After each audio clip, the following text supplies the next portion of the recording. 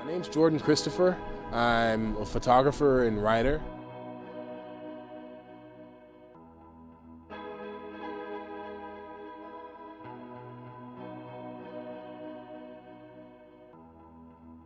What I ultimately look at street photography as, it's an exercise in mindfulness and presence.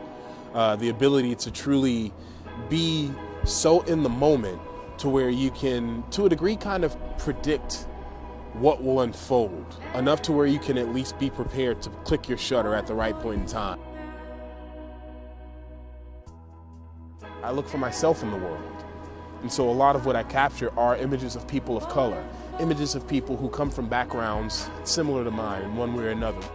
Themes that people have given me feedback on, and they don't necessarily even have the words to articulate it, but they're like, there's just this emotion that's captured in your images. And it can be an image of someone with the most plain face doing nothing at all, but the emotion that they feel, that they don't even necessarily have a word for. That's that aloneness that I seek to capture. I don't feel like it's boring to see an individual just standing, doing absolutely nothing, completely in their head or completely taking in whatever's happening to them in the world. I feel like that's everyone.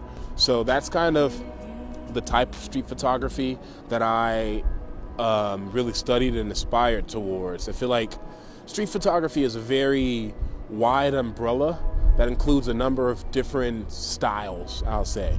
There are a number of people that do street photography and all that they capture are buildings or shadows or like any number of inanimate objects. But for me, that building's gonna be there tomorrow. That individual crossing the street will never cross the street that same way again. Photographers look for themselves in the world. I myself live based on the philosophy of aloneness and independence and the personal journey.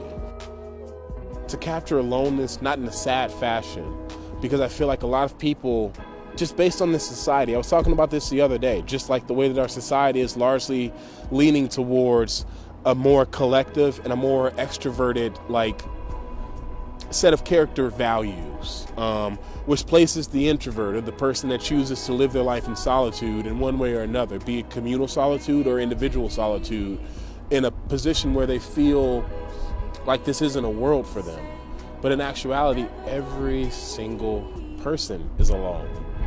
I feel like that's one of the few universals between every individual. And by understanding your own aloneness and by connecting with your own journey, it gives you the ability to see and understand and value other people's journeys.